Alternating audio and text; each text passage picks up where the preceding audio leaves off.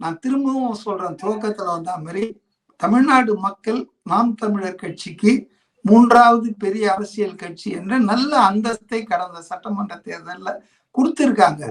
அப்ப அவர் ஒரு பொறுப்புள்ள எதிர்கட்சியாக மக்கள் நலன் சார்ந்த மக்களுக்கான அரசியலை இன்றைக்கு மத்தியிலும் மாநிலத்திலும் ஆட்சியாளர்கள் பண்ற மக்கள் விரோத ஏழை எளிய மக்களுக்கு எதிரான நடவடிக்கைகள், நம்ம மாநிலத்துக்கு எதிரான நடவடிக்கை, இதை பத்தி எல்லாம் பேசலாம், போராடலாம், தப்பு சொல்லலாம், அது தப்பு கிடையாது. ஆனா எதுவுமே இல்லாத தாவேகாவை குறிவைப்பது என்பது எனக்கு இன்னொன்னு தோணுது. அவருடைய கட்சி போன முறை 6.5% ஓட்டு வாங்கினாங்க, 30 லட்சம் ஓட்டு வாங்கினாங்கன்னா இப்ப வரக்கூடிய தேர்தலில் அது தக்க வைக்கிறதே சிக்கலாயிடும் நினைக்கிறேன். விஜய் மேபி அவருக்கு ஒரு ரைவலா அவர் பாக்குறாரான்றது எனக்கு தெரியல.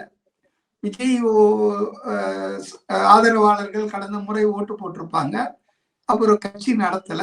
ஆனா இன்னைக்கு அவர் கட்சி தொடங்கிட்டதால இப்ப இந்த 6.5% தக்க வைக்க முடியுமா என்ற ஒரு வருத்தம் கூட, அவருக்கு ஆதங்கம் கூட சீமானை விஜய் இப்ப விஜயை எதிர்த்து பேச வைக்குதா? இப்ப திருமாவளவன் நீங்க பாத்தீங்கன்னா விசிக தலைவர் தேவையில்லாம தாவேகாவை விஜய் எல்லாம் அட்டாக் பண்ணிட்டே இருப்பாரு. நேரா சீஃப் மினிஸ்டர் தான் வரணுமா அப்படின்னு. அடுத்தது என்ன சொல்லுவாருன்னா, நான் முதலமைச்சர் ஆகிறதுக்கு என்ன தகுதி இல்லையான்னு அவரும் கேட்டுக்குவாரு. இந்த நாட்டில் பிறந்த எல்லோருக்கும் சீஃப் மினிஸ்டர் ஆகலான்னு ஆசைப்படலாம், ஏன் படக்கூடாது? அதை முடிவு பண்றவங்க, அந்த பொறுப்பை ஒப்படைக்க போறவங்க தமிழ்நாட்டு மக்கள், வாக்காளர்கள். யார அவங்க தூக்கி நிறுத்துறாங்களோ அவங்க வரப்போறாங்க.